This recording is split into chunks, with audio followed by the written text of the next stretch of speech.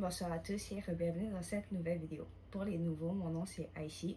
Pour les anciens, bien, je vous souhaite la bienvenue. Donc aujourd'hui dans cette vidéo, comme vous l'avez vu sur le titre, c'est partie 2 de Je défends mon titre. Pour résumer brièvement ce qu'on va aborder aujourd'hui, en fait on va parler des réseaux sociaux, de l'importance de prendre avec des pincettes tout ce que l'on voit sur les réseaux sociaux, de confirmer, de vérifier sur plus d'une source l'information qu'on reçoit sur les réseaux. On va encore un peu aborder la perception que les gens ont sur les couches de vie. Puis ensuite, je vais brièvement parler de la confiance qu'on a en les psychologues versus celle qu'on a en les couches de vie. Après, je vais donner un peu mon opinion personnelle parce que pourquoi pas, c'est ma chaîne, je dois donner mon opinion personnelle. Puis voilà, en gros, ça va être pas mal ce qu'on va aborder. Ça se peut qu'il y a des petites choses qui viennent se rajouter entre temps parce que vu que je fais mes vidéos à la freestyle, je dis des choses un peu au fur et à mesure. Donc voilà pour cette petite introduction. On va directement rentrer dans le vif du sujet. Et je vais commencer en disant que l'Internet, les réseaux sociaux, etc. sont un outil comme les autres.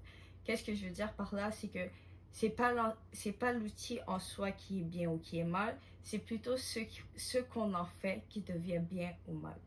Donc, en soi, l'information qu'on a sur les réseaux, les choses à quoi on a accès, tu sais, l'Internet a été quand même vraiment révolutionnaire parce que ça fait qu'on a vraiment quasiment tout à la portée de notre main, au bout des doigts. Puis tu sais, ça fait beaucoup une grande différence, mais aussi ça fait pas juste une différence positive parce que aussi on est tellement surchargé d'informations. Il y a tellement d'informations qu'on ne sait plus comment distinguer le vrai du faux, distinguer le crédible du moins crédible, etc. Vous voyez, j'ai envie de dire que l'Internet, c'est un outil extrêmement dangereux, mais c'est aussi un outil extrêmement bénéfique.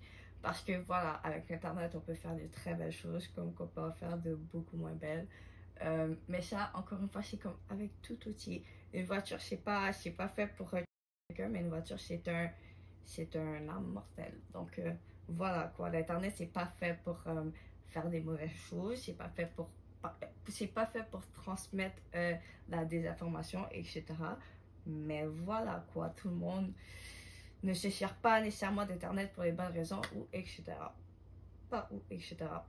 Ou c'est ça. Ceci étant dit, je crois que l'Internet étant un outil comme toutes les autres, c'est à nous de l'utiliser de manière, comment dire, de manière, un, responsable, deux, de manière consciente, puis trois, justement, de prendre le temps de filtrer l'information. C'est notre responsabilité de filtrer l'information que l'on reçoit, de vérifier sur plus d'une source, de chercher à voilà quoi, à ne pas tout prendre pour du beurre, mais essayer vraiment de comme confirmer ou infirmer avec plus d'une source.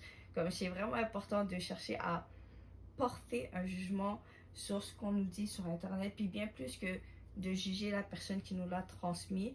Pas choisir de donner sa confiance avec à cause du personnage, mais vraiment, peu importe qui a transmis l'information, de chercher à la vérifier, à la discréditer ou à la créditer de manière diverse quoi. Dans un monde où tout le monde a accès, la majorité de la population ont accès à l'internet, tous ont envie de se démarquer, tous ont envie de pouvoir en bénéficier monétairement.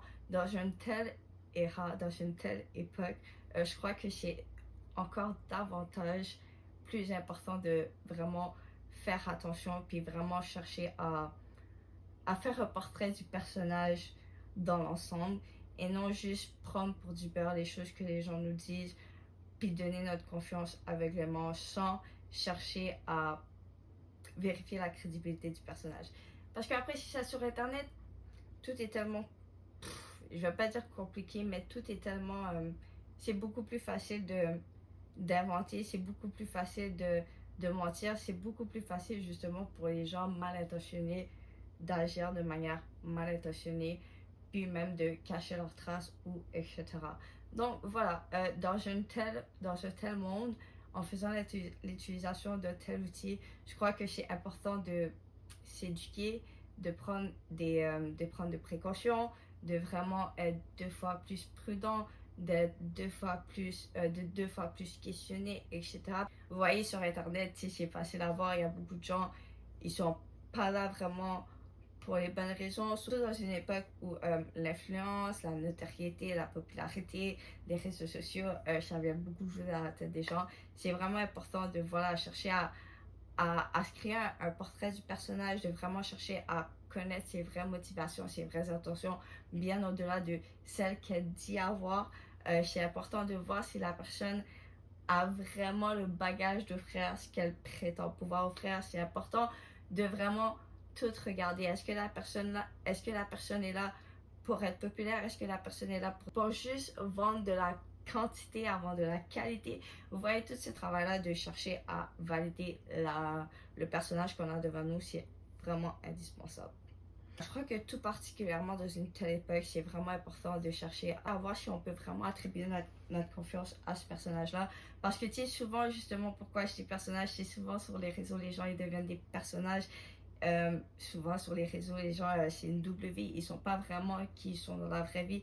Puis ça, c'est vraiment important d'être capable de le repérer, spécifiquement lorsque vous allez essayer de faire affaire avec des professionnels qui prétendent pouvoir vous offrir certains services. C'est important de pouvoir valider puis vérifier si cette personne a vraiment les compétences de vous offrir ce qu'elle prétend, puis de voir si en fait la personne elle cherche juste à faire un cash grab rapide, à faire une passe d'argent rapide, ou si cette personne-là elle travaille vraiment de cœur, de passion, puis qu'elle cherche réellement à vous offrir ce qu'elle prétend vous offrir.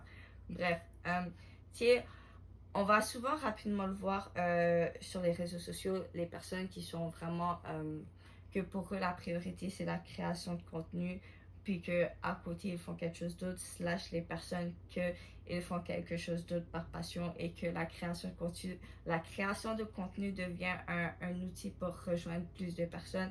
Tu sais, des fois c'est moins évident que d'autres, mais souvent c'est assez flagrant. Puis tu sais, c'est important de justement chercher à reconnaître ces signes-là, chercher à reconnaître qui est là par passion et qui est là pour la notoriété. Donc voilà, c'est vraiment dommage, mais oui, on est dans une époque où est-ce que surtout en plus avec l'AI qui est grandissant, etc., les gens sont prêts à faire un peu n'importe quoi pour un peu d'argent, dont passer de la désinformation, juste faire du contenu pour faire du contenu. Donc voilà quoi. Ça sert à rien que je passe mon temps à essayer de défendre la discussion, profession, réseaux sociaux. C'est une longue discussion qu'on n'est pas prêt d'achever puis de trouver un consensus dessus. Moi personnellement, je dirais pas que je suis contre que les gens utilisent les réseaux sociaux pour leur profession, etc. Bien sûr que je suis pas contre parce que regardez-moi, mais je crois que c'est important de trouver une certaine balance, parce que quand on trouve pas un équilibre entre deux choses, ça veut dire qu'il y a une certaine chose qui prend le dessus sur l'autre, et souvent les gens qui sont justement qui ont de la popularité dans les réseaux sociaux, c'est souvent des personnes qui ont laissé les réseaux sociaux prendre le dessus sur ce qu'ils faisaient avant. Parce que, tu sais, il ne faut pas oublier que la création de contenu, même si ça semble facile, c'est quelque chose qui prend du temps. Surtout quelqu'un que vous voyez poster de manière régulière, que vous voyez qui interagit, etc., que son contenu est beau, qui est travaillé. Ces gens-là, ils doivent mettre du temps. Puis dans la vie, une journée, c'est 24 heures pour tout le monde. Donc, oui, si ces personnes-là, elles décident de mettre autant de temps dans ce contenu-là, c'est qu'elles ont coupé ailleurs.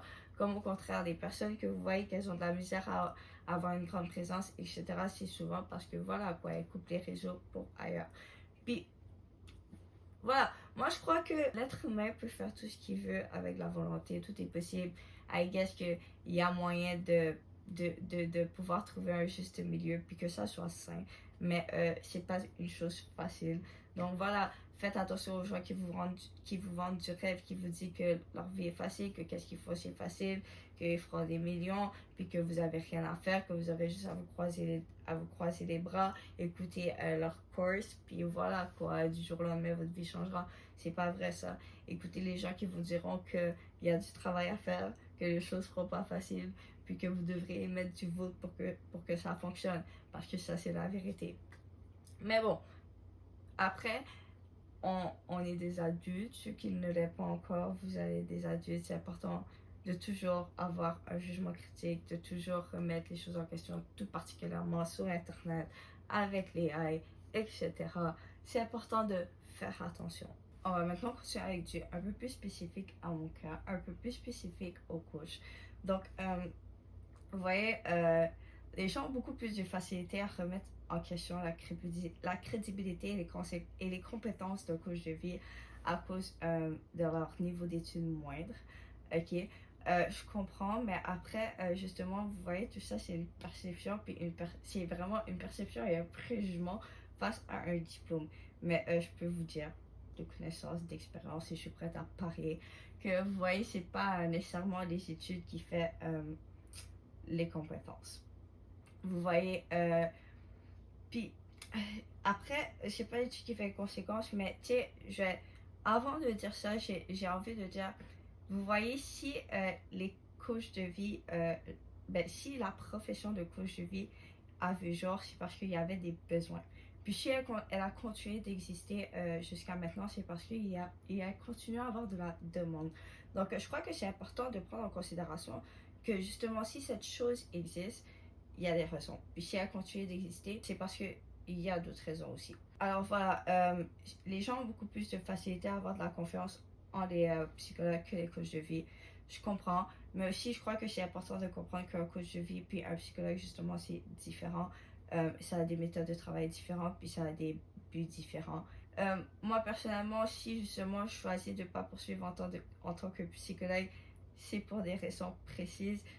Personnellement, j'aimerais pouvoir avoir la liberté de suivre mes valeurs, puis d'aller avec ce que je crois le meilleur. Vous voyez, la psychologie, c'est la psychologie, c'est de la science. Donc, la science, c'est tu fais une hypothèse, tu fais des essais, après tu fais une observation, puis après tu as une conclusion. La psychologie, c'est de reproduire ce qui a fonctionné, mais moi personnellement, je crois que je suis vraiment comme sceptique avec le fait qu'on puisse croire que toute chose qui a fonctionné avec un être humain va fonctionner avec un autre, spécifiquement lorsqu'on parle du cerveau humain, de la pensée humaine, du comportement humain.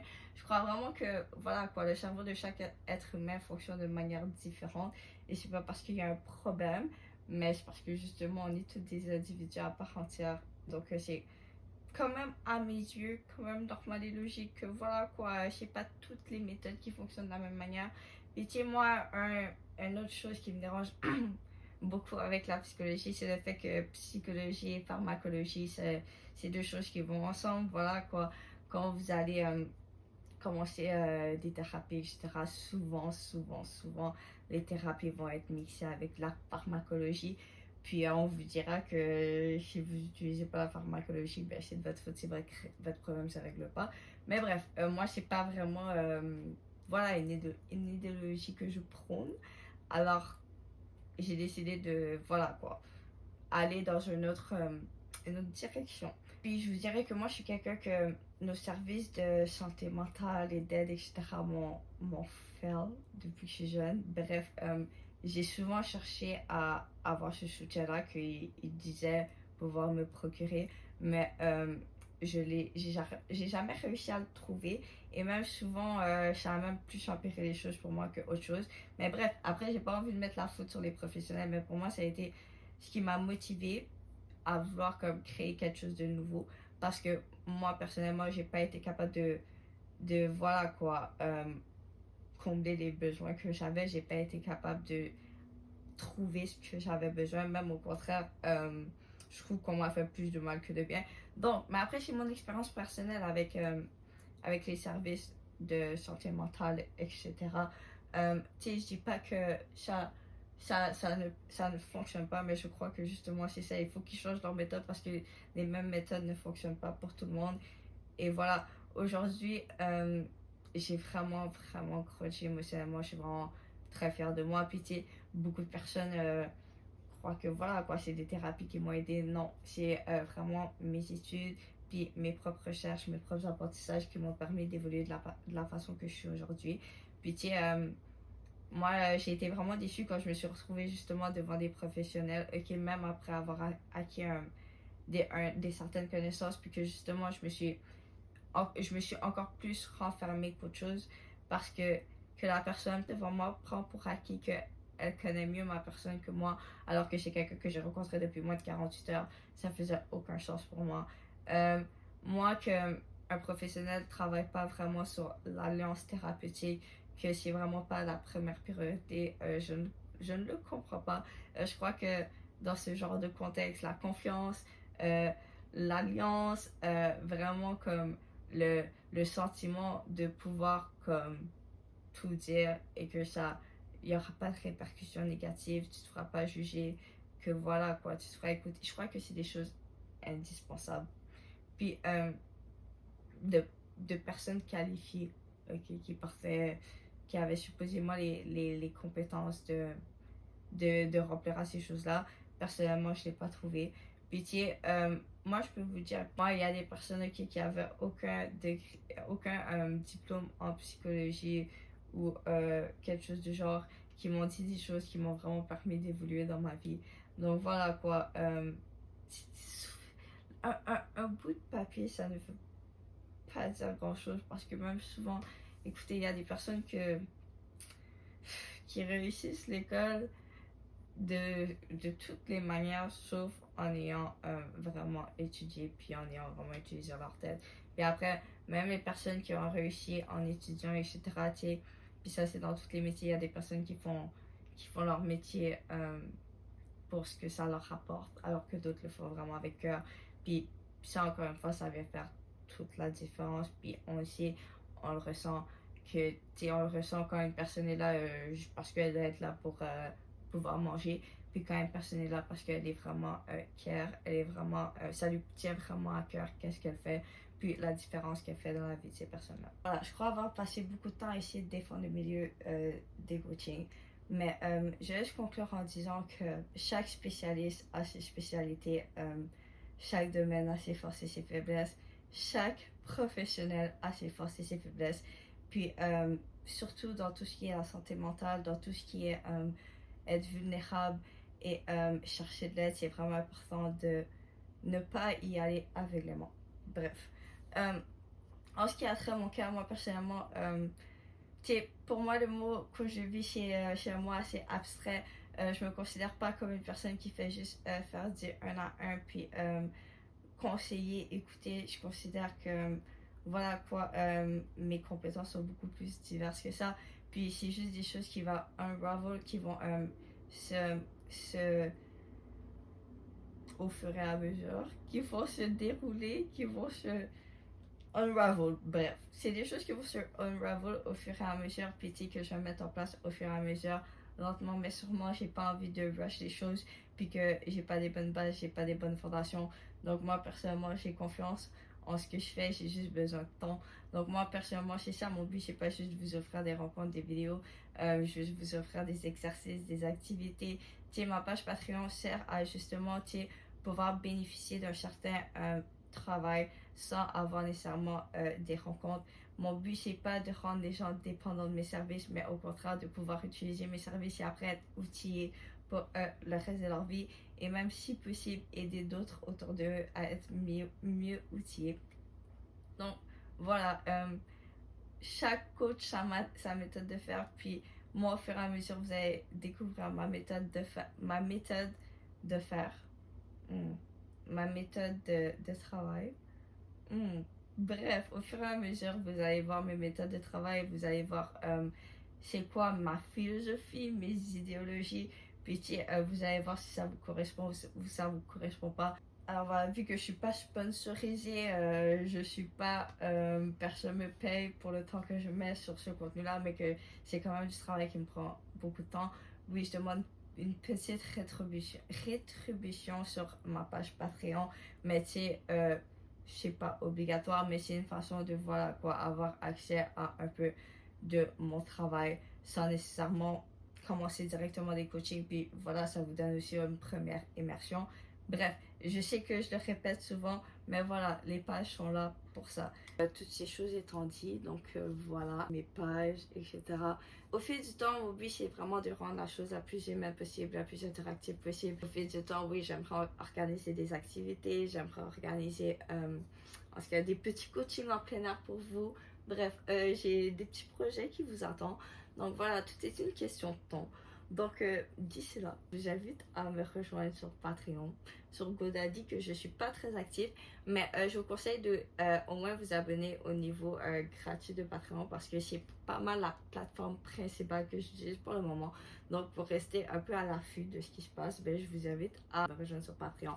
Sinon, vous pouvez toujours vous abonner à ma chaîne YouTube. Le contenu que je poste sur YouTube est gratuit. Il y a des vidéos que vous allez voir qui sont sur mon Patreon, mais qui sont disponibles seulement pour les niveaux payants. Parce que, oui, voilà quoi, j'ai des publications que je vais faire de manière régulière. Certes, ça sera seulement dans les niveaux payants de Patreon. Donc, toutes ces belles choses étant dit, j'espère que la vidéo vous aura été informative, qu'elle vous aura donné une meilleure vue, une meilleure idée sur à quoi consiste mon travail, un peu ma position, un peu mon personnage, quoi. Donc, je vous remercie tous pour votre écoute et j'espère qu'on va se retrouver très bientôt pour une autre vidéo. Bonne soirée à tous!